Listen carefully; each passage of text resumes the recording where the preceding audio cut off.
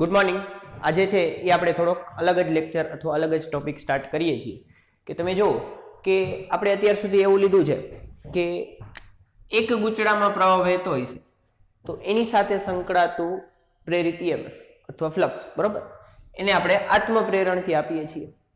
એટલે કે epsilon is equal to -L di/dt, બરોબર. આ આત્મપ્રેરણમાં પ્રેરિત EMF છે. અને આત્મપ્રેરિત ફ્લક્સ કેટલું થશે કે પોતાનામાંથી વહેતા પ્રવાહને લીધે પોતાનામાં ઉત્પન્ન થતું ફ્લક્સ, તો એ આપણે લખ્યું હતું n∅ is equal to Li. આની ઉપરથી આપણે I નું સૂત્ર આપ્યું હતું, બરોબર છે.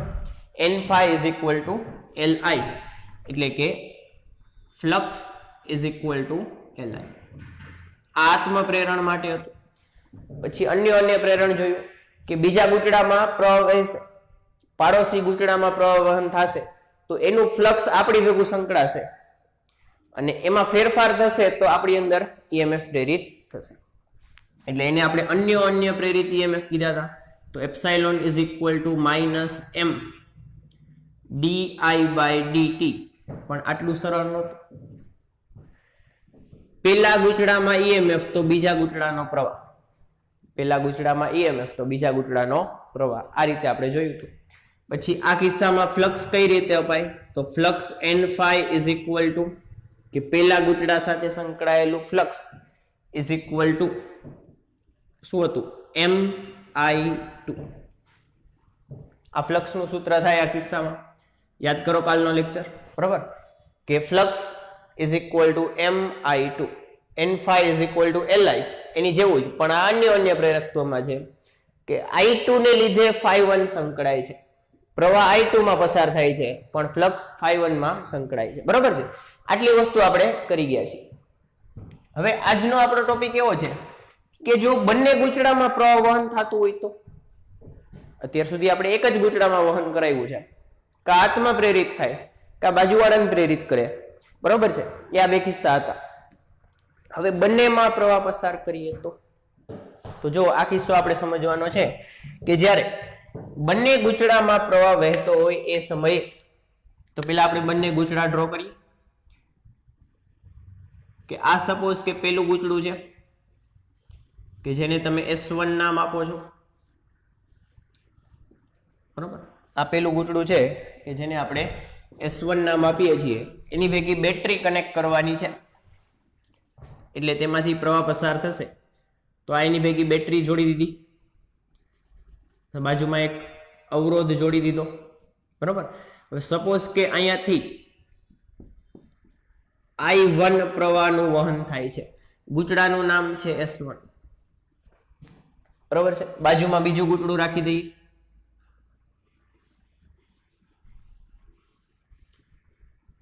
આ ગૂંચળા ભેગી પણ બેટરી જોડી દઈએ,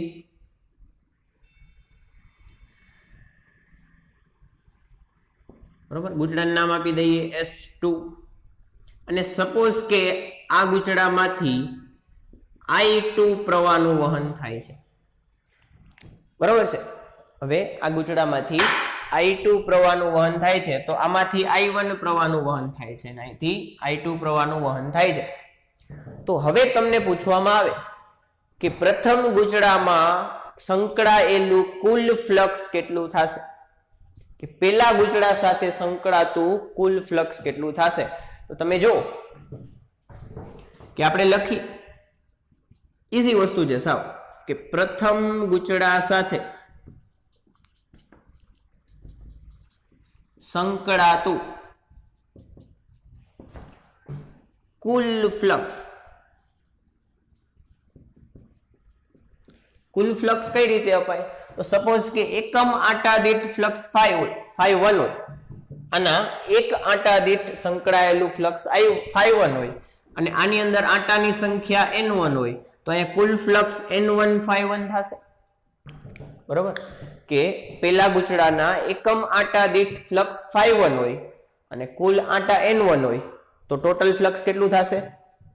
N1 ∅1, બરોબર, ઇઝ ઇક્વલ ટુ. હવે તમે યાદ રાખજો કે જેટલા પ્રવાહ હોય ને એટલાને લીધે આપણને ફ્લક્સ સંકળાય છે. અહીંયા બે પ્રવાહ છે, એક તો આપણો પોતાનો પ્રવાહ એટલે કે I1 ને લીધે S1 માં ફ્લક્સ, I1 ને લીધે S1 માં ફ્લક્સ કે પોતાના જ પ્રવાહને લીધે પોતાની અંદર ફ્લક્સ પ્રેરિત થશે, બરોબર? આ પસાર થશે એટલે ચુંબકીય ક્ષેત્ર ઉત્પન્ન થશે અને એની ભેગું સંકળાશે, એટલે કે પોતાના જ પ્રવાહને લીધે પોતાની અંદર ફ્લક્સ પ્લસ બીજો પ્રવાહ કોણ છે તો I2, તો I2 ને લીધે આને લીધે પણ ચુંબકીય ક્ષેત્ર ઉત્પન્ન થશે અને એ આની ભેગું સંકળાશે, અન્ય પ્રેરક તો I2 ને લીધે S1 માં ફ્લક્સ, તો આ આપણને ખબર છે પોતાને લીધે પોતાની સાથે સંકળાતું ફ્લક્સ આ થાય, પોતાને લીધે પોતાની સાથે સંકળાતું ફ્લક્સ Li વડે અપાય, કોની વડે અપાય Li વડે ઇઝ ઇક્વલ ટુ Li, પણ કયો I લેશું આમાં I1 પ્લસ I2 ને લીધે 1 સાથે સંકળાતું ફ્લક્સ કે આને લીધે આની સાથે સંકળાતું ફ્લક્સ, તો ઈ કયું થશે ઈ અન્ય પ્રેરિત ફ્લક્સ થશે, ઈ આટલું થશે એટલે લખશું M અને પ્રવાહ કોણ છે તો છે I2, બરોબર? આ આત્મ પ્રેરિત ફ્લક્સ છે, આ અન્ય પ્રેરિત ફ્લક્સ છે, બરોબર છે? તો આ આપણને કુલ ફ્લક્સ મળી ગયું N151, તો આ તમારે યાદ રાખવાનું છે કે બંને ગૂંચળામાં પ્રવાહ પસાર થતો હોય તો કુલ ફ્લક્સ છે એ આ પ્રકારના સૂત્ર અથવા આ રીતે આપવાનો છે, સૂત્ર યાદ નથી રાખવાનું, મેથડ યાદ રાખવાની છે, બરોબર છે? હવે આનું આપણે વિકલન કરી નાખીએ કે આ સમીકરણનું T વડે અથવા T ની સાપેક્ષે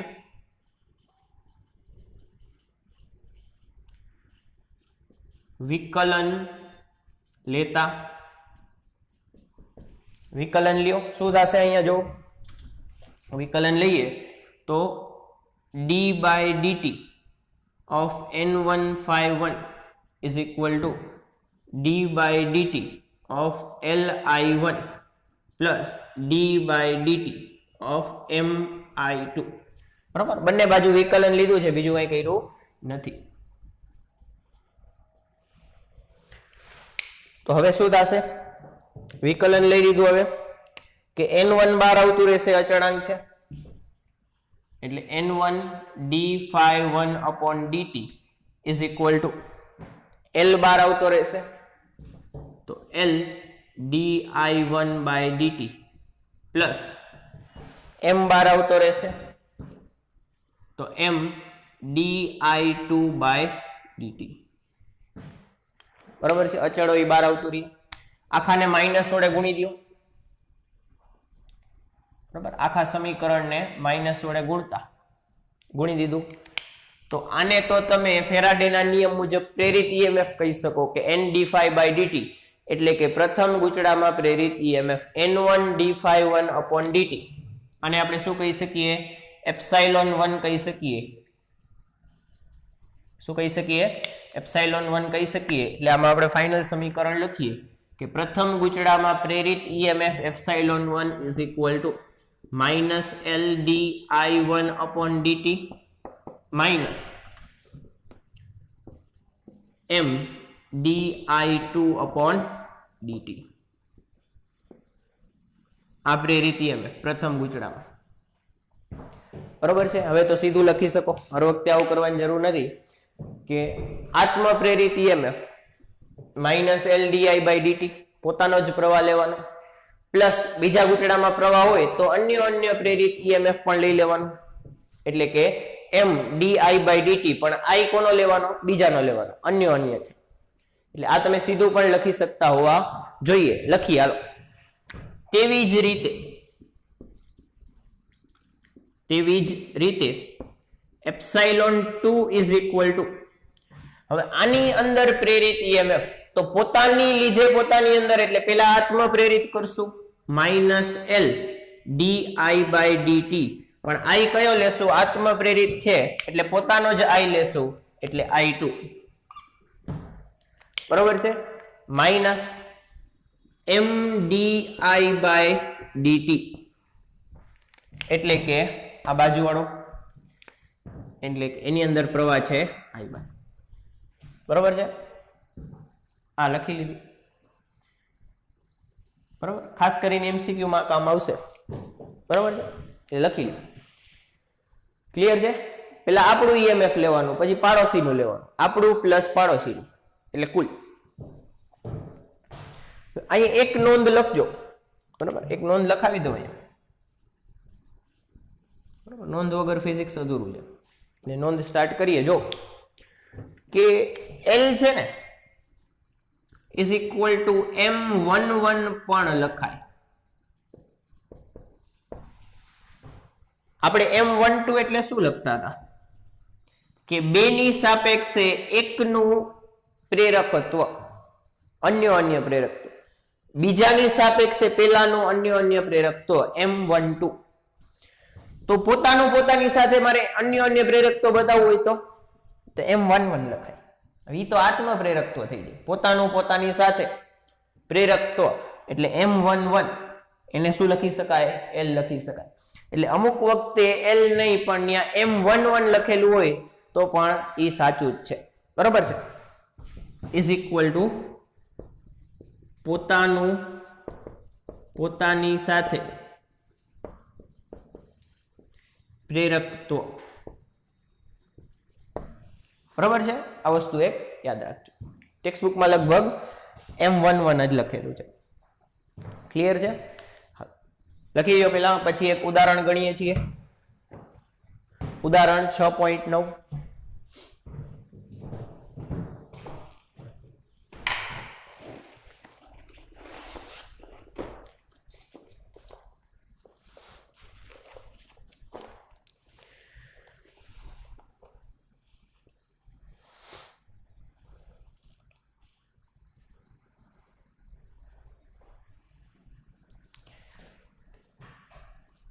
જો હાલો ઉદાહરણ 6.9.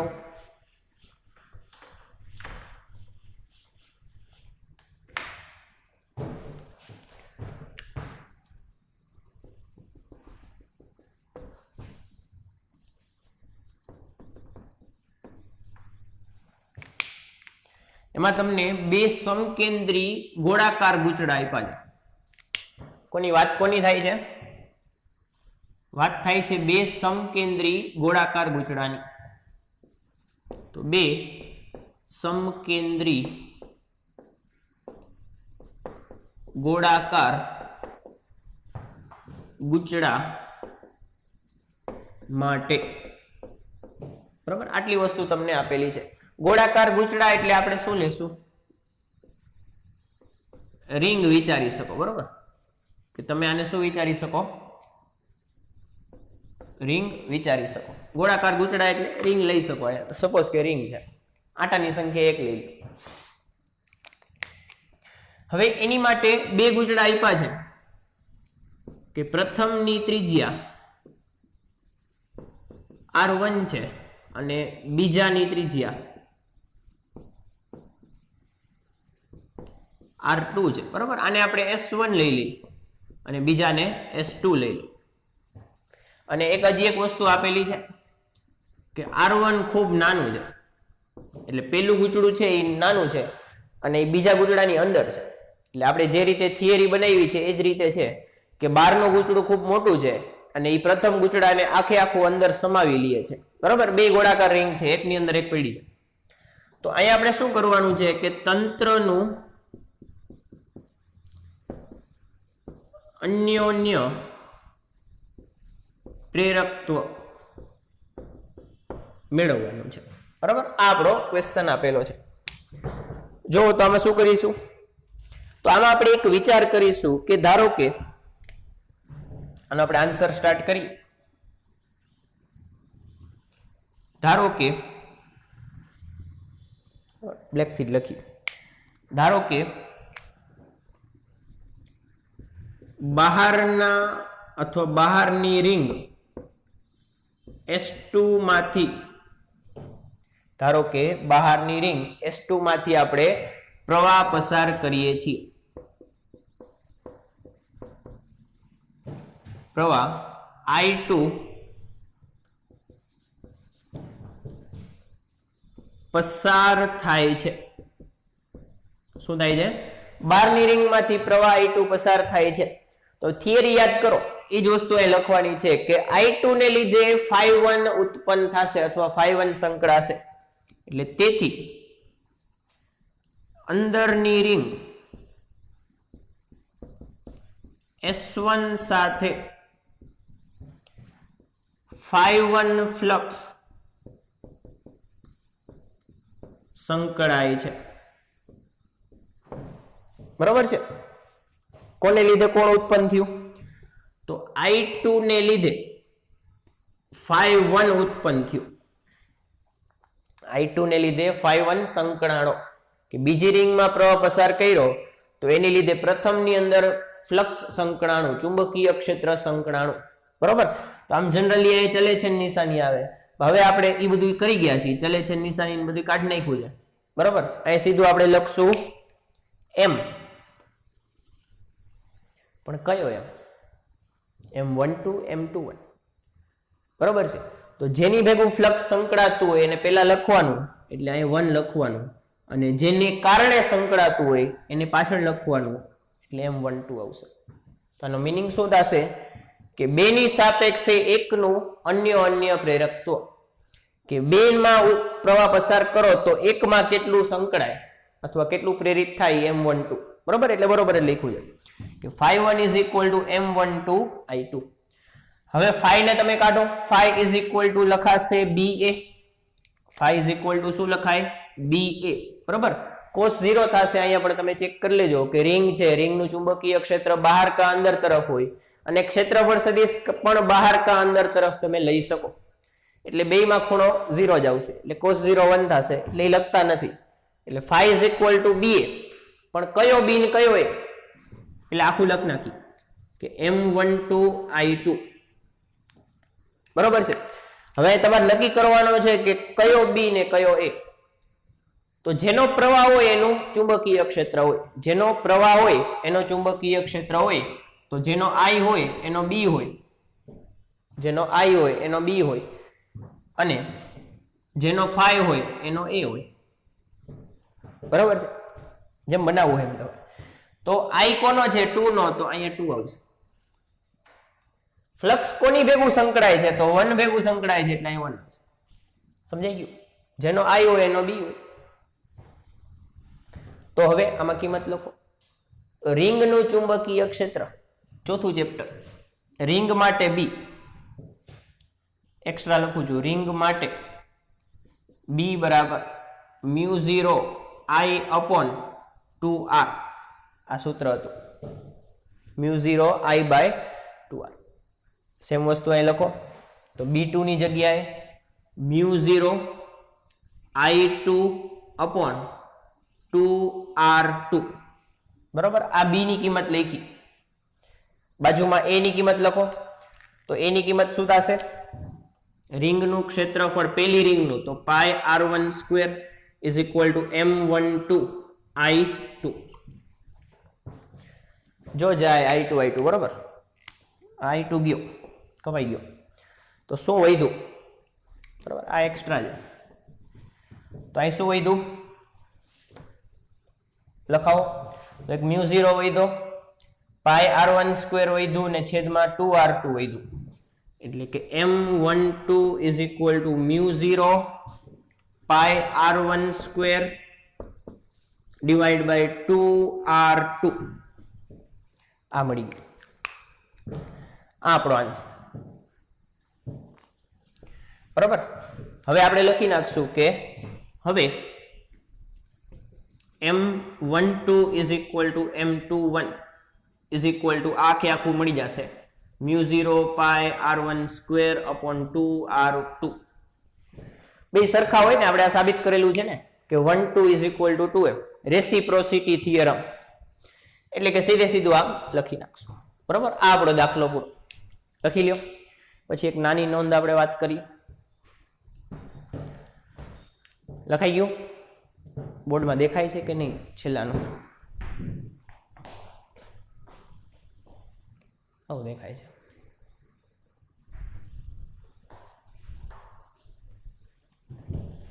લખાઈ ગયું લખાઈ ગયું લખાઈ ગયું. જો હાલ બરોબર. હવે એક નોંધની વાત કરીએ કે આ કાઢ નાખું.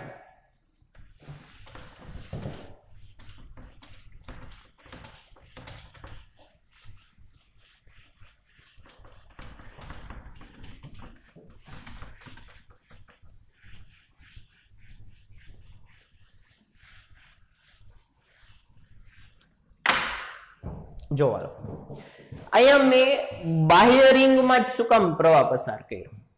આપણે થિયરી લીધી હતી ને, એમાં મેં એ જ રીતે કંઈક વિચાર કર્યો હતો કે બાહ્ય રિંગમાં પહેલા પ્રવાહ પસાર કર્યો હતો. તો તમે જુઓ કે એ જ વસ્તુ અહીં લખાવું છું નોંધ કરીને કે બાહ્ય રિંગ, સપોઝ કે આ બાહ્ય ગૂંચળું છે બરાબર, આ આપણી પાસે બાહ્ય ગૂંચળું છે, આખું વિસ્તૃત જ લખાવું છું બરાબર. અને એ ગૂંચળાની અંદર છે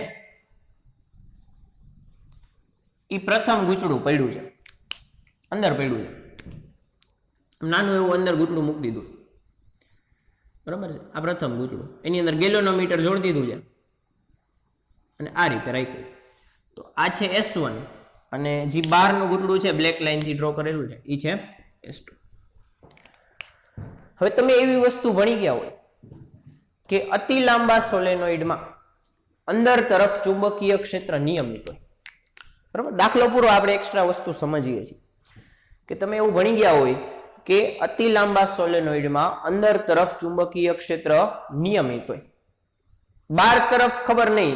આદર્શ સોલેનોઇડમાં બહાર તરફ 0 હોય બરાબર, પણ આદર્શ કોઈ હોતું નથી. એટલે વાસ્તવિક સોલેનોઇડમાં બહાર તરફ કંઈક અલગ જ ચુંબકીય ક્ષેત્ર હોય, થોડું થોડું ચુંબકીય ક્ષેત્ર હોય, નિયમિત ન હોય. નિયમિત ખાલી અંદર જ હોય, બહાર તરફ નિયમિત હોતું નથી, અંદર તરફ ચુંબકીય ક્ષેત્ર નિયમિત હશે.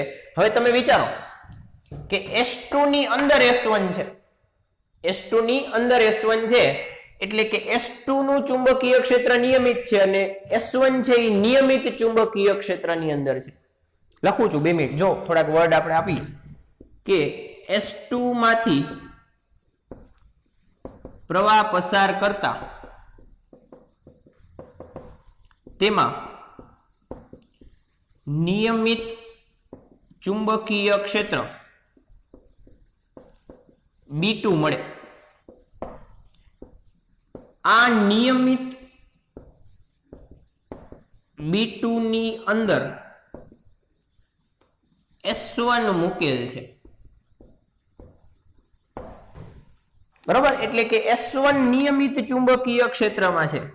S1 છે એ નિયમિત ચુંબકીય ક્ષેત્રમાં છે. હવે તમે એક વસ્તુ યાદ રાખજો કે જ્યારે નિયમિત ચુંબકીય ક્ષેત્રમાં તમે હોય ને તો ફ્લક્સ ગણવું સરળ હોય.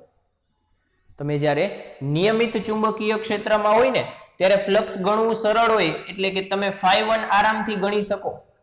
એટલે કે S1 ની સાથે સંકળાતું ફ્લક્સ φ1 ગણવું સરળ થાય.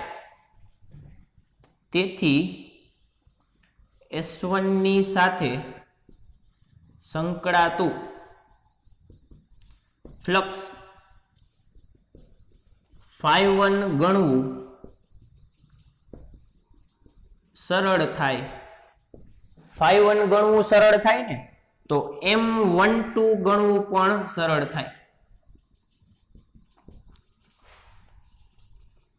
જો અહીંયા ગણ્યું છે બરોબર છે, કારણ કે φ1 ગણવું સરળ છે એટલે તમે સીધે સીધો M12 ને કરતા બનાવીને બધું મેળવી શકશો. પણ જો તમે S1 માં પ્રવાહ પસાર કરશો બરાબર, આ નોંધ સમજવી અઘરી છે, હું તમને પહેલેથી કહી દઉં છું બરાબર. ન સમજાય તો વારંવાર રિપીટ કરજો બરાબર, પણ સમજવી પડશે કારણ કે ટેક્સ્ટ બુકમાં આપેલી છે એટલે તમારે નીટ કે જેઈ માં કામ આવશે. જો કે હવે તમે S1 માં પ્રવાહ પસાર કરો, કોની અંદર પ્રવાહ પસાર કરો છો? S1 ની અંદર. તો S2 છે એની બહાર છે, S2 છે એ S1 ની બહાર છે. હવે આની અંદર ચુંબકીય ક્ષેત્ર નિયમિત હશે, બહાર તરફ નિયમિત નહીં હોય. ગૂંચળાની બહાર તરફ ચુંબકીય ક્ષેત્ર નિયમિત હશે નહીં. એટલે કે હવે તમે કહેશો કે જ્યારે S1 માં પ્રવાહ પસાર કરીએ ત્યારે S2 છે એ નિયમિત ચુંબકીય ક્ષેત્રમાં નથી. નિયમિત ચુંબકીય ક્ષેત્રમાં નથી. ફરીથી લખું છું કે S1 માંથી I1 પ્રવાહ પસાર કરો એટલે B1 ઉત્પન્ન થશે. બરાબર. હવે S2 એ B1 માં રહેલો છે, જે નિયમિત નથી, નિયમિત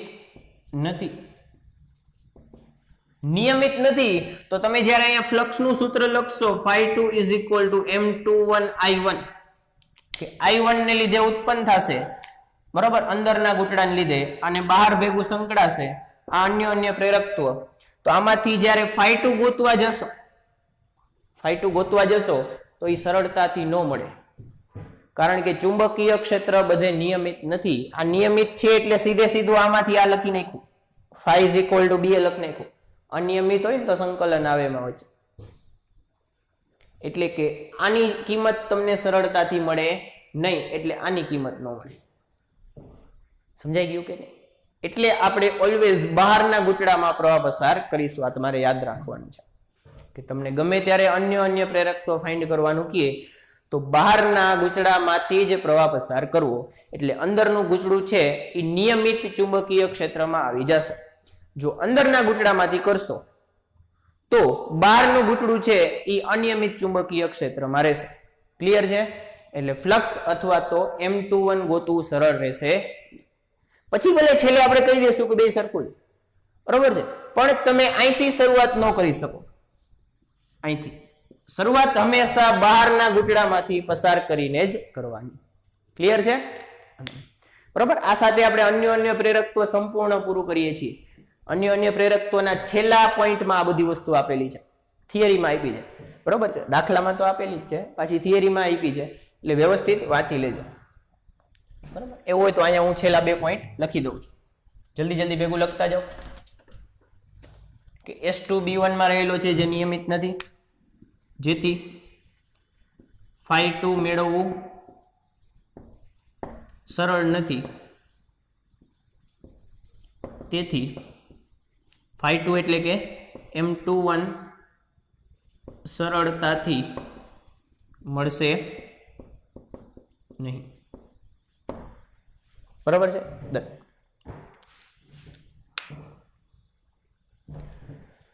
હાલો, અહીંયા અન્ય પ્રેરક તો પૂરું. હવે આપણે એસી જનરેટર સ્ટાર્ટ કરીએ છીએ કે ચેપ્ટરનો મોસ્ટ આઈએમપી ક્વેશ્ચન, બરાબર, 3 માર્ક્સ ઓર 4 માર્ક્સ. તો ધ્યાનથી જોજો.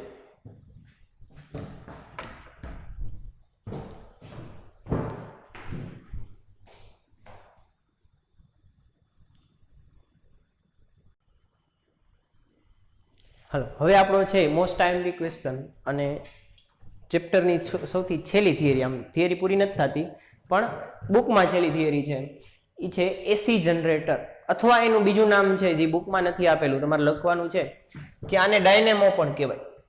એસી જનરેટરનું બીજું નામ શું છે? ડાયનેમો. બરાબર. કે તમને ખ્યાલ હોય કે અલ્ટરનેટિંગ કરંટ આપણે અત્યારે બધે ઘરમાં ને ઉપયોગ કરતા હોઈએ.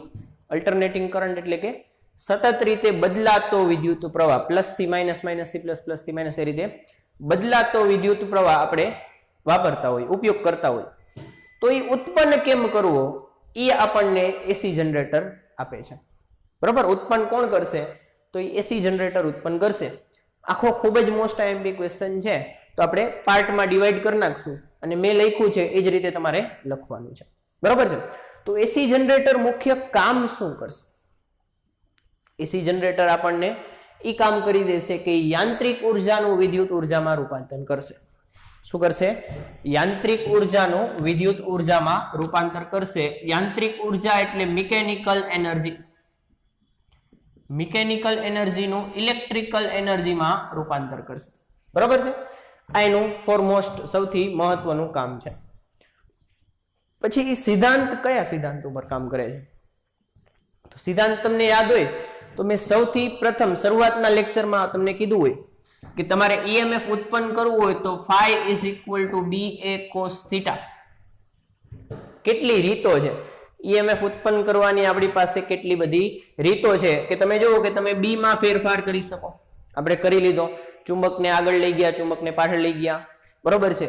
પ્રવાહમાં વધારો કર્યો, પ્રવાહમાં ઘટાડો કર્યો, તો એ બી માં ફેરફાર કર્યો કે ભાઈ. પછી એ માં ફેરફારે કરી લીધો, ગતિક ઈએમએફ, જે એક લૂપ હતી, લૂપમાં એક બાજુ છે એ ફ્રી મૂવેબલ રાખીને એને આમ દૂર લઈ ગયા તો ક્ષેત્રફળ વધતું ગયું. એટલે કે આ પણ કરી લીધું. હવે આનો આવે કે હવે આપણે થીટામાં ફેરફાર કરશું. કેમાં ફેરફાર કરશું? થીટામાં ફેરફાર કરશું કે ચુંબકીય ક્ષેત્રમાં લૂપના નમનમાં ફેરફાર કરશું.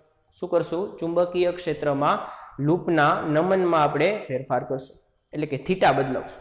થીટા બદલાશે તો ફાઈ બદલાશે. ફાઈ બદલાણો એટલે EMF પ્રેરિત થશે. બરોબર છે.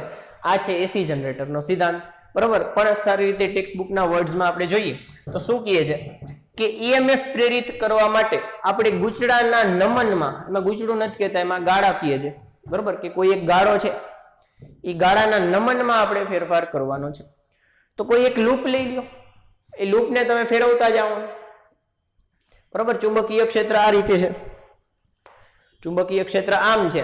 બરોબર, બધું ચુંબકીય ક્ષેત્ર આમ જાય છે અને લૂપ આમ રાખી છે. મહત્તમ ચુંબકીય ક્ષેત્ર પસાર થાય છે, મહત્તમ ફ્લક્સ પસાર થાય છે. ફેરવી નાખો, ચુંબકીય ફ્લક્સ 0 થઈ ગયું. વળી પાછું ફેરવી નાખો, વળી પાછું મહત્તમ થઈ ગયું. બરોબર, હવે નથી ફરતું. એટલે કે તમે લૂપને ફેરવતા જાઓ એમ એની અંદરથી પસાર થતું ફ્લક્સ બદલાતું જશે. જો આમ મહત્તમ છે, ધીમે ધીમે ફેરવતા જશો તો ફ્લક્સ ઘટતું ગયું, ઘટતા 0 થઈ ગયું. હવે કોઈ ફ્લક્સ પસાર થતું નથી. બરોબર, ફ્લક્સ એટલે લંબ રૂપે પસાર થવું પડે, આમ થવું પડે, પણ બધું આમ થાય છે એટલે આમાંથી પસાર થતું ફ્લક્સ 0 થશે. એટલે તમે ગૂંચળાનું નમન બદલાવતા જાઓ, એ પણ એક ફ્લક્સના ફેરફારની પદ્ધતિ છે. બરોબર, તમે નમન બદલાવો ને એનો બીજું નામ પણ છે. નમન બદલાવો એનું બીજું નામ શું છે કે તમે અસરકારક ક્ષેત્રફળ બદલાવો છો. બરાબર, આ આપણી પાસે લૂપ છે, આ ચુંબકીય ક્ષેત્ર છે, અત્યારે બધું પસાર થાય છે કારણ કે θ 0 છે. θ 0 છે તો આખે આખું ક્ષેત્રફળમાંથી પસાર થાય છે. લૂપને થોડીક ત્રાસી કરો તો અસરકારક ક્ષેત્રફળ બદલાશે. અસરકારક ક્ષેત્રફળ એટલે કે a cos θ. a cos θ ને અસરકારક ક્ષેત્રફળ કહેવાય. બરોબર, θ 0 હશે ત્યારે a cos θ a થઈ જશે. બધું જ ક્ષેત્રફળ અસરકારક થશે. પણ જ્યારે તમે લૂપને થોડીક નમાવશો તો બધું જ અસરકારક ક્ષેત્રફળ હશે નહીં. આની કિંમત a જેટલી થશે નહીં, થોડીક અલગ રહેશે. ટૂંકમાં કહું તો અસરકારક ક્ષેત્રફળ a ઈ પણ બદલાવીને તમે EMF ઉત્પન્ન કરી શકો. આને અસરકારક ક્ષેત્રફળ કહેવાય. કાં ખાલી θ બદલાવો એમ કયો, કાં આખે આખું a cos θ બદલાવો એમ કયો. બરોબર, બે વસ્તુ એક જ છે, તમારે બદલાવાનો θ જ છે. એટલે અહીંયા શું થાય છે કે કાં તમે નમન બદલાવો, કાં અસરકારક ક્ષેત્રફળ બદલાવો, બે વસ્તુ એક જ થઈ. બરોબર છે, ઈ પણ EMF ઉત્પન્ન કરવાની એક પદ્ધતિ છે.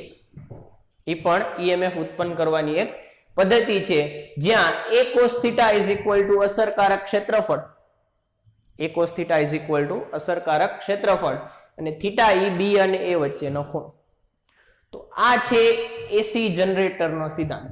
સિદ્ધાંતમાં તમારે આટલી વસ્તુ લખવાની કે આ શું છે, એસી જનરેટરનો સિદ્ધાંત, કે θ અથવા તો અસરકારક ક્ષેત્રફળ બદલાવીને તમે EMF પ્રેરિત કરી શકો છો.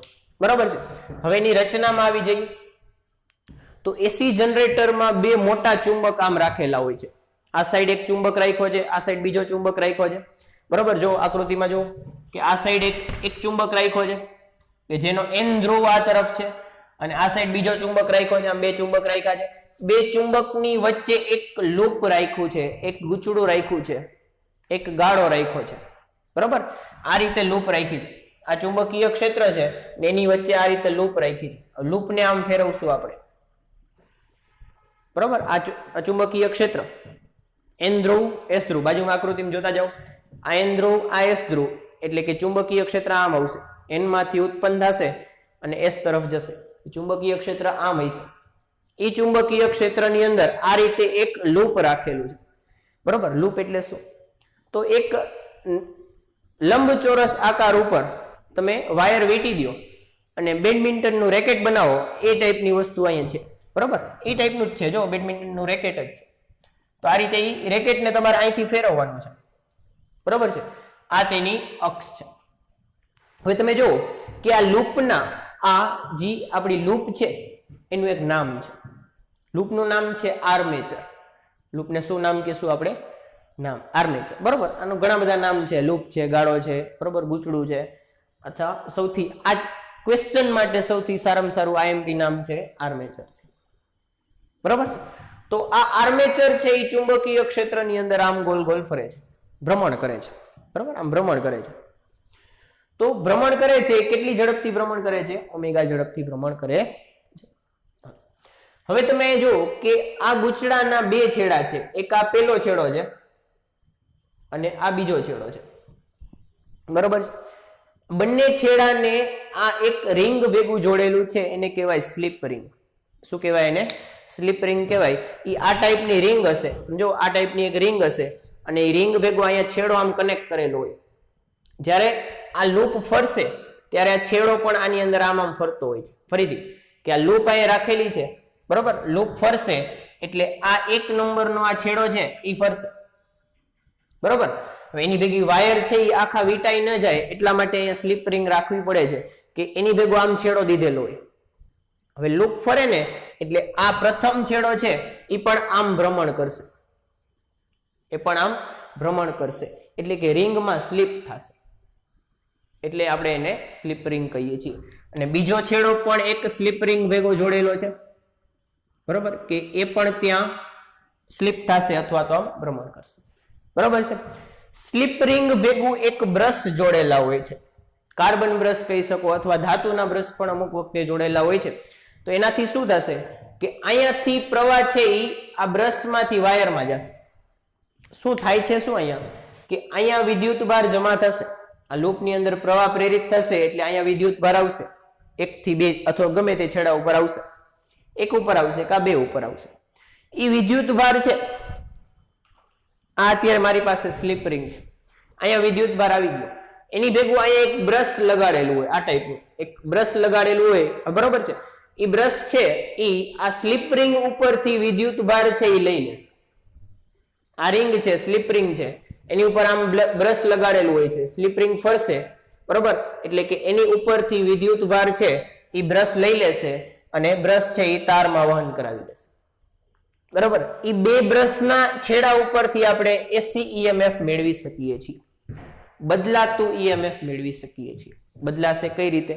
કારણ કે સતત થીટા બદલાતો રહેશે, લૂપ સતત ભ્રમણ કરશે એટલે સતત થીટા બદલાશે, થીટા સતત બદલાશે તો ફાઈ સતત બદલાશે, એટલે આપણને એસી ઈએમએફ મળશે, બદલાતું ઈએમએફ મળશે. બદલાતું ઈએમએફ કઈ રીતે મળશે એ આપણે છેલ્લે ગ્રાફ ડ્રો કરશું ત્યારે ખબર પડશે, બરોબર છે. તો અત્યાર સુધી આપણે કેટલી વસ્તુ કરી? એક તો શું કરે છે, સિદ્ધાંત કોણ છે, નમનનો સિદ્ધાંત અથવા અસરકારક ક્ષેત્રફળનો સિદ્ધાંત.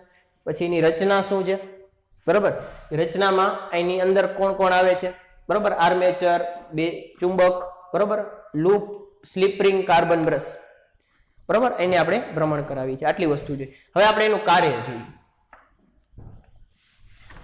કે આનું સૂત્ર તારવવાનું છે. એક આપણે એસી જનરેટરમાં ઉત્પન્ન થતા ઈએમએફ નું આપણે સૂત્ર એક તારવવાનું હોય છે. જો જ્યારે આર્મેચરને ઓમેગા ઝડપથી, કોણીય ઝડપથી ભ્રમણ કરાવવામાં આવે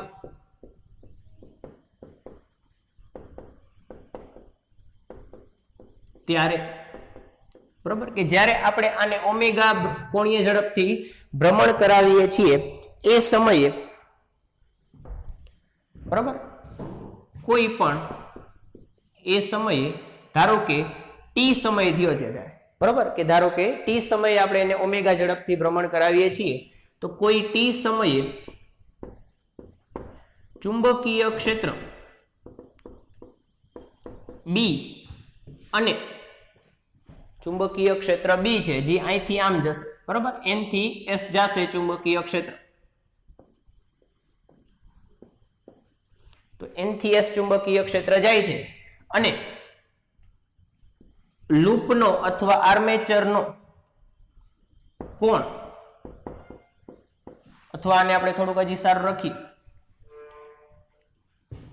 બી અને એ વચ્ચેનો કોણ થીટા છે, બરોબર. કોઈ એક ટી સમયે સપોઝ કે લૂપ છે એ થીટા જેટલા ખૂણે નમેલી છે, બરોબર, કે એ અને બી વચ્ચેનો ખૂણો થીટા છે. એ અને બી વચ્ચેનો ખૂણો થીટા છે. એ એટલે ક્ષેત્રફળ સદિશ, બી એટલે ચુંબકીય ક્ષેત્ર, બંને વચ્ચેનો ખૂણો થીટા છે, જ્યાં થીટા બરાબર તમે લખી શકો ઓમેગા ટી. બરાબર, આ સૂત્ર છે. થીટા ઇઝ ઇક્વલ ટુ ખૂણો is equal to omega T. કઈ રીતે આવ્યું? તો ઓમેગા ઇઝ ઇક્વલ ટુ કોણીય ઝડપ થાય થીટાના છેદમાં સમય. ઓમેગા એટલે કોણીય ઝડપ, ખૂણાના છેદમાં સમય. થીટાને કરતા બનાવો એટલે આવી જશે. બરાબર છે. તો કોઈ એક સમયે ખૂણો કેટલો છે? થીટા. તો આ સમયે અસરકારક ક્ષેત્રફળ, અસરકારક ક્ષેત્રફળનું સૂત્ર શું છે? a cos theta. તો અહીં લખો અસરકારક ક્ષેત્રફળ is equal to a cos theta is equal to a cos omega T. બરાબર છે. આ આપણને અસરકારક ક્ષેત્રફળ મળી ગયું. તો હવે ફ્લક્સ કેટલું થશે? કે ટી સમયે ફ્લક્સ, સંકળાતું flux phi is equal to b a cos omega t થાય. કઈ રીતે લખ્યું? ફ્લક્સ એટલે b a એટલે અસરકારક ક્ષેત્રફળ. અસરકારક ક્ષેત્રફળ કેટલું છે? a cos omega t. બરાબર છે. અસરકારક ક્ષેત્રફળ છે a cos omega t. તો આ આપણને કોઈ એક સમયે ફ્લક્સ મળી ગયો, ચુંબકીય ફ્લક્સ છે એટલે અહીં b લખીશ તો phi b is equal to b a cos omega t. બરાબર છે. હવે ફેરાડે નિયમમાં મૂકો કે હવે epsilon is equal to minus n d phi b by dt. કિંમત લખો અંદર. તો is equal to minus n d by dt. phi b ની કિંમત લખો તો b a cos omega t. b a cos omega t. તો અહીંથી b a અચળ છે, બહાર કાઢી લ્યો. ખાલી બદલાય છે કોણ? તો આટલું પદ બદલાય છે, cos omega t. બરોબર, ઈ પદ જ બદલાતું રહેશે કારણ કે સમય વધશે તો ખૂણો વધશે એટલે cos ની અંદર અથવા cos ની કિંમત બદલાશે. તો b a ને બહાર કાઢી લ્યો તો is equal to minus nba d by dt of cos omega t. બરોબર છે.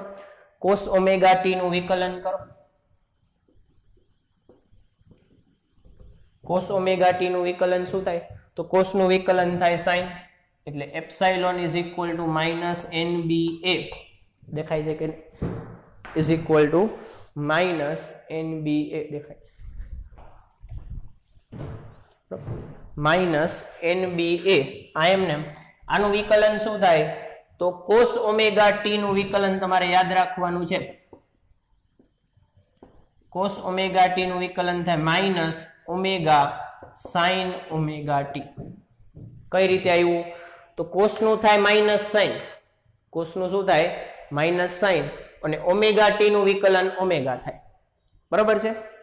ફરીથી કે cos નું વિકલન sin થાય માઇનસ sin, cos નું વિકલન માઇનસ sin થાય અને ઓમેગા ટી નું વિકલન ઓમેગા થાય.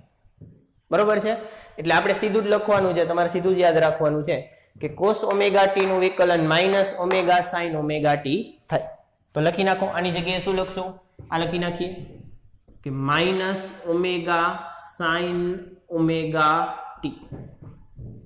માઇનસ માઇનસ પ્લસ થઈ જશે એટલે epsilon is equal to nba omega sin omega T.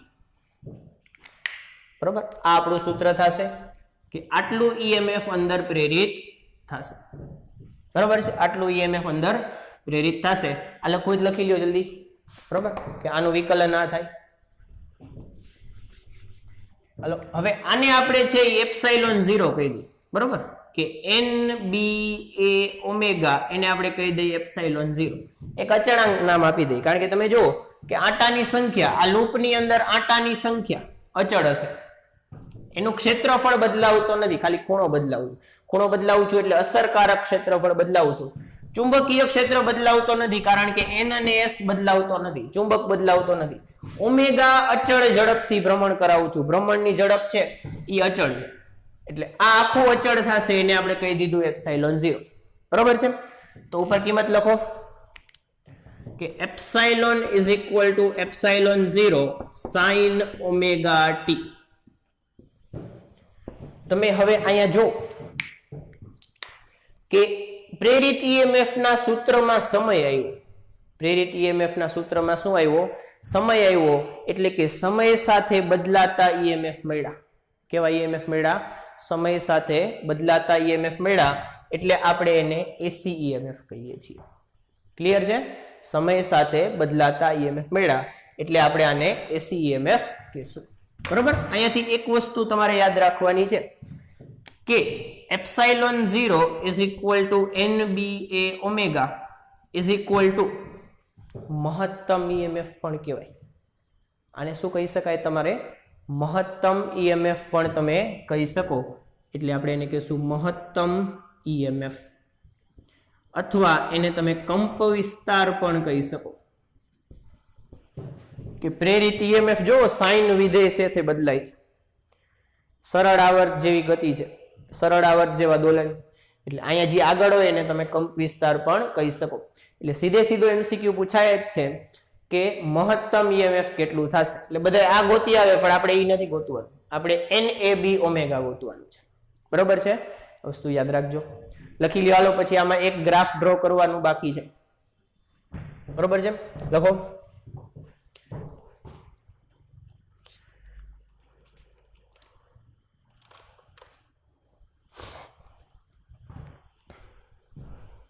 લખાઈ ગયું? લખાઈ ગયું? એ પૂછી નાખું છું. બરોબર? હજી ક્વેશ્ચન પૂરો નથી, એક છેલ્લો ગ્રાફ બાકી છે. આ પાર્ટ કાઢી નાખું છું.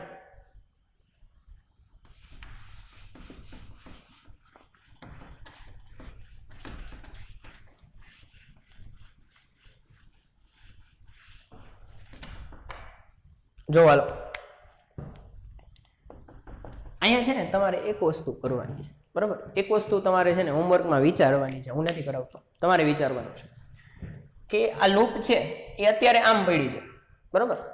આ ચુંબકીય ક્ષેત્ર અત્યારે આમ છે. તો લૂપ છે એ આમ ભ્રમણ શરૂ કરશે. આ ચુંબક છે, આ લૂપ છે. બરોબર? આ લૂપ આમ ભ્રમણ શરૂ કરશે તો પેલા આંટા, અડધા આંટા, આને અડધો આંટો કયો. બરોબર? આને અડધો આંટો, આમ ચોથો ભાગ આંટો કહી શકો કે આ ચોથો ભાગ. બરોબર? કે 0 થી 90 ડિગ્રીનું ભ્રમણ કર્યું, પ્રવાહની દિશા ગોતવાની છે. શું કરવાનું છે? કે આની અંદર આ જે લૂપ છે એ આમાંથી આમ થઈ ગઈ. બરોબર છે? આમાંથી આમ થઈ ગઈ, ફ્લક્સ વધી ગયું, વધી ગયું. બરોબર? તો એ સમયે તમારે પ્રવાહની દિશા ગોતવાની છે કે આમાં પ્રવાહ કઈ રીતે વહન થશે. બરોબર? અને પાછું આમ થઈ ગયું, હવે પાછું આમ થઈ જશે, ત્યારે ફરી પાછી પ્રવાહની દિશા તમારે ગોતવાની છે. આટલું હોમવર્કમાં ખાલી વિચારવાનું છે. બરોબર?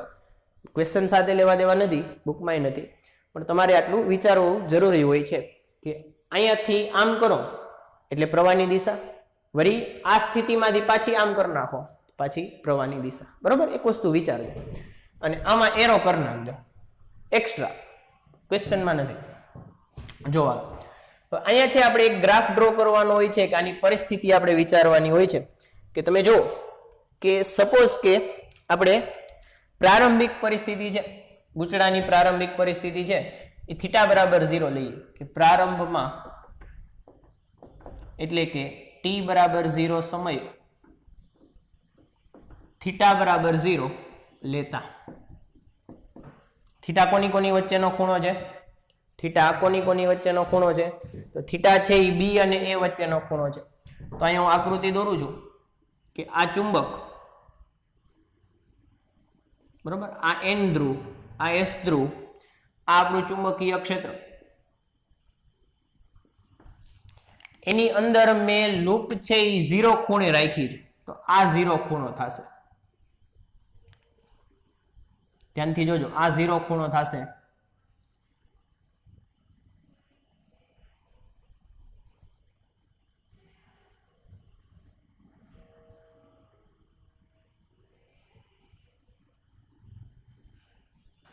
ફરીથી જો આ 0 ખૂણો થાય કઈ રીતે?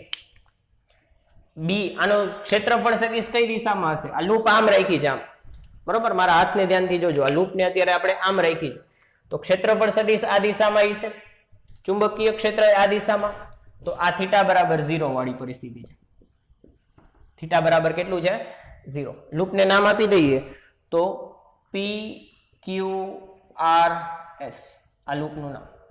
બરોબર છે, થીટા બરાબર 0 છે. તો અહીંયા તમારે બે વસ્તુ હંમેશા મેળવવાની હશે. એક ફાઈ નું સૂત્ર શું છે? ફ્લક્સ નું સૂત્ર આપણે ક્યાંક લખેલું હોય આવી, બરોબર. ફ્લક્સ નું સૂત્ર શું થશે? phi b is equal to ba cos omega t. અને એપ્સાઇલોન નું સૂત્ર ક્યાં ગયું? આવી, બરાબર. અત્યારે આ લખશું, ઓમ તમારે આ યાદ રાખવાનું હોય છે. તો શું આવશે?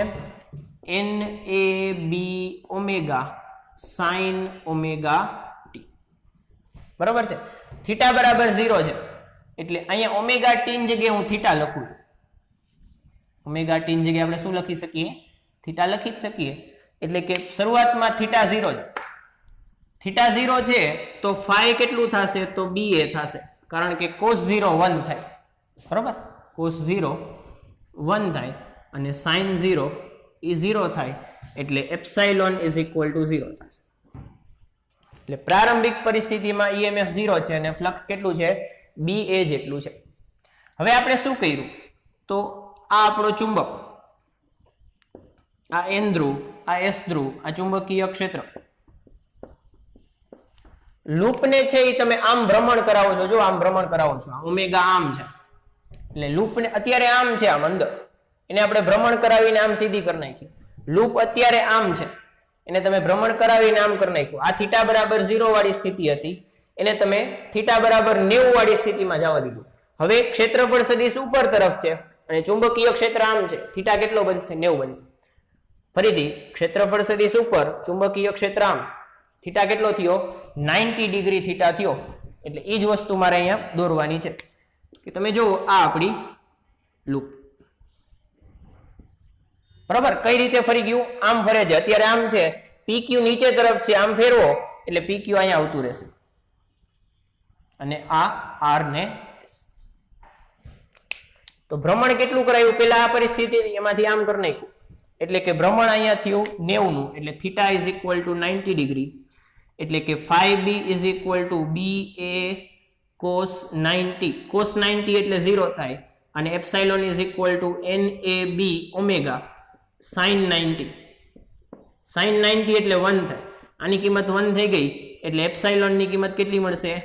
NAB omega. એટલે કે થીટા છે એ તમે 90 ડિગ્રી ઉપર લઈ ગયા તો ફ્લક્સ 0 થઈ ગયું અને EMF મહત્તમ થઈ ગયું. પછી ત્રીજી પરિસ્થિતિ અહીંયા બનાવું છું. આ પેલું, બીજું, ત્રીજું. NS આ ચુંબકીય ક્ષેત્ર કેમ ભ્રમણ કરાવો છો? અત્યારે આમ પડી છે, પેલા આમ હતી, માંથી તમે ભ્રમણ કરાવીને આમ કરી નાખી. હવે પાછું 90 નું ભ્રમણ આપશો એટલે આમ થઈ જશે, બરાબર. હજી પાછું 90 નું ભ્રમણ આપશો એટલે આમ થઈ જશે. એટલે તમે વિચારો કે PQ ઉપર આવી જશે એટલે આ રીતે કંઈક આકૃતિ આવશે, બરાબર. આ રીતે કંઈક આકૃતિ આવશે. થોડુંક સ્કેલ લાઈન ડ્રો કરજો એટલે ઈઝી થઈ જશે, બરાબર છે. આ આપણી આકૃતિ. લૂપ આમ પાછી અંદર પડી છે, પણ આ વખતે શું થશે કે PQ ઉપર આવશે અને RS નીચે આવશે. આખું ભ્રમણ થઈ ગયું. થીટા કેટલો થયો? 90 માં હજી થીટા આપણે વધાર્યો, પેલા આમ હતું એમ થીટા હજી વધાર્યો એટલે થીટા થઈ ગયો 270, સોરી 180, 170 નહીં 180, બરાબર. 0 90 વધાર્યો 90, હજી 90 વધાર્યો 180, એટલે phi b કેટલું થશે? તો ba cos 180. cos 180 એટલે -1 થાય એટલે -ba. અને એ જ રીતે epsilon is equal to NAB omega sin 180. sin 180 0 થાય એટલે ફ્લક્સ EMF કેટલું આવશે? 0. બરોબર છે. કાઢ નાખું બાજુવાળું કે અહીંયા ડ્રો કરી નાખું? અહીં નીચે કરી નાખી. ચોથું હવે તો આવડશે તમને કે આ આપણું ચુંબક N ને S, આ ચુંબકીય ક્ષેત્ર, બરોબર છે. આ લૂપ આપણી આમ પડી છે, પાછી હજી ભ્રમણ કરાવો, પાછી સીધી થઈ જશે આ રીતે,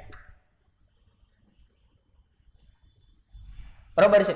આમ ભ્રમણ કરાવ્યું એટલે પાછું આ PQ આ બાજુ આવતા રહેશે અને RS આ બાજુ આવતા રહેશે એટલે RS અને PQ, બરોબર. ફરીથી જોતા જાઓ પેલા પીક્યુ નીચે છે, એક ભ્રમણ કરાયું પીક્યુ આ બાજુ આવતા રહ્યા, હજી એક 90 નું ભ્રમણ કરાયું તો પીક્યુ આમમાંથી આમ ઉપર આવતા રહ્યા, હજી એક ભ્રમણ કરાવશો તો પીક્યુ ઓલી બાજુ જતા રહેશે, બરોબર છે. તો આ સ્થિતિમાં થીટા કેટલો થશે? થીટા અહીંયા લખું છું, theta is equal to 270 degree, એટલે phi is equal to BA cos 270. cos 270 0 થાય એટલે EMF 0 થશે, અને epsilon is equal to NAB omega sin 270. sin 270 છે ને -1 થાય એટલે અહીંયા તમને EMF મળશે -NAB ઓમેગા. કેટલા પડશે? -NAB omega. અને હવે છેલ્લી અને પાંચમી પરિસ્થિતિ કે લૂપને તમે 360 નું છેલ્લું ભ્રમણ આપો છો, બરોબર, કે થીટા તમે 360 રાખો છો, એટલે કે પાછી હતી એવી ને એવી પરિસ્થિતિમાં લઈ આવો છો, તો અહીં શું આવશે? NS આ ચુંબકીય ક્ષેત્ર. લૂપને પાછું ભ્રમણ આપો, આમ કરી નાખો એટલે પાછી હતી એવી ને એવી પરિસ્થિતિ આવી જશે. પાછી હતી એવી ને એવી પરિસ્થિતિ આપણને મળી જશે, બરોબર છે.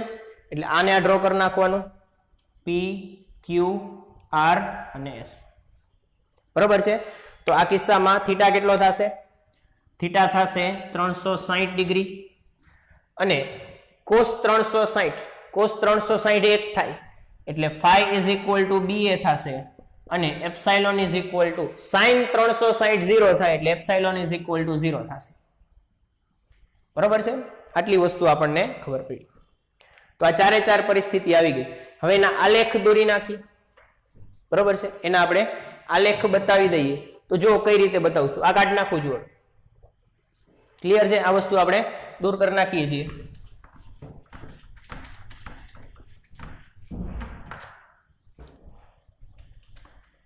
તો આલેખ સાવ ઈઝી વસ્તુ છે, બુકમાં નથી આપેલા છતાં પણ આપણે દોરીએ છીએ, દોડ ડાયા છીએ ને, શું કરશું, બરોબર છે. બે આલેખ બનાવીએ છીએ, એક છે phi નું અને એક છે EMF નું. એક phi નું અને એક EMF નું. ખૂણા નામ આપી દો અહીંયા, કે પેલા 0 0 90 ડિગ્રી 90 ડિગ્રી, બરાબર, પછી 180 270 અને 360 ડિગ્રી. તો 180 270 અને 360 ડિગ્રી. તો અહીંથી ચાલુ કરો. પેલું જોવાનું કે થીટા બરાબર 0 તો phi બરાબર b અને એપ્સિલોન બરાબર 0. અથવા એક ટૂંકી રીત આપો, ટૂંકી રીત, સાવ ટૂંકી રીત, બરાબર, કે તમે જુઓ કે ફ્લક્સ કોની હિસાબે બદલાય છે? તો cos થીટા હિસાબે બદલાય છે. ફ્લક્સ કોની સાથે બદલાય છે? cos theta. તો cos નો આલેખ દોરો ને સીધો, બરાબર. કા પછી અહીંથી જોઈને દોરો કે આ થીટા ઉપર આટલું છે, આ થીટા ઉપર આટલું છે, આ થીટા ઉપર આટલું છે. એના કરતા સીધો cos નો આલેખ દોર નાખો, શું ચાલશે? cos નો આલેખ કેવો હોય? તો cos 0 ઉપર મહત્તમ હોય એવો એનો આલેખ. એટલે આ મહત્તમ થઈ ગયું, 0 ઉપર મહત્તમ. તો આ એનો આલેખ થશે 90 ઉપર 0 થાય એટલે આ 0 માંથી પસાર થશે. વળી પાછું 180 ઉપર મહત્તમ હોય, 270 ઉપર 0 હોય, આ cos નો આલેખ થાય. જો હાલો ફરીથી આ cos નો આલેખ થશે કે phi is equal to BA cos theta. અને મહત્તમ કિંમત કેટલી છે? મહત્તમ કિંમત છે BA. આરે તમને બે ખૂણા માટે મળશે, એક અહીંયા મળશે 360 ઉપર ને એક 0 ઉપર મળશે. અને ન્યૂનતમ કિંમત આવશે -BA, નિશાની સહિત જોતા હોય તો, બરાબર. તો ન્યૂનતમ કિંમત કેટલી આવશે? -BA. તો આ આપણી માટે થશે -BA. તો આ ફ્લક્સ નો આલેખ થયો. એ જ રીતે આપણે EMF નો આલેખ પણ બનાવી શકીએ કે 90 180 270 અને 360. તો EMF નો આલેખ જો સાઇન ભેગો ફરે છે. કોની ભેગો ફરે છે? સાઇન થીટા ભેગો. સાઇન 0 ઉપર 0 હોય, સાઇન 0 એટલે 0 થાય, સાઇન 0 એટલે 0 થાય. એટલે અહીંથી ચાલુ થશે, આ એનો આલેખ થશે. હવે એની મહત્તમ કિંમત તમે જો તો અહીંયા તો 0 છે, NAB ઓમેગા છે, આ એની મહત્તમ કિંમત છે. મેં પહેલા લખાયું છે કે આ મહત્તમ કિંમત છે NAB ઓમેગા, એટલે એ તમને અહીંયા મળશે. તો NAB ઓમેગા ન્યૂનતમ કિંમત કેટલી મળશે? તો -NAB ઓમેગા. કેટલી મળશે? -NAB omega. કયા ખૂણા ઉપર મળશે? 270 ઉપર મળશે. 270 નો આલેખ ક્યાં છે? 0, 90, આ 270. તો આ -NAB ઓમેગા હશે, એની ન્યૂનતમ કિંમત હશે, એ તમને અહીંયા મળશે. -NAB omega. બરોબર, આ આલેખ પૂરો. ક્લિયર છે? આટલું તમારે લખવાનું રહેશે. 4 માર્કનો ક્વેશ્ચન છે. બરોબર, નો સમજાણો હોય તો ફરીથી જુઓ, અને છતાં પણ કંઈ ડાઉટ રહેતા હોય તો પર્સનલી તમે પૂછી શકો છો. બરોબર છે? વ્યવસ્થિત લખી લ્યો. કેટલી વસ્તુ આવશે, શું કામ કરે છે? સિદ્ધાંત, રચના, રચના પછી કાર્ય, કાર્યની અંદર સૂત્ર તારવશું, સૂત્ર તારવી લીધું પછી આવી બધી સ્થિતિ આવશે, લૂપને તમારે ફેરવતું જવા, અને પછી અંતે ગ્રાફ આવશે. બરોબર છે?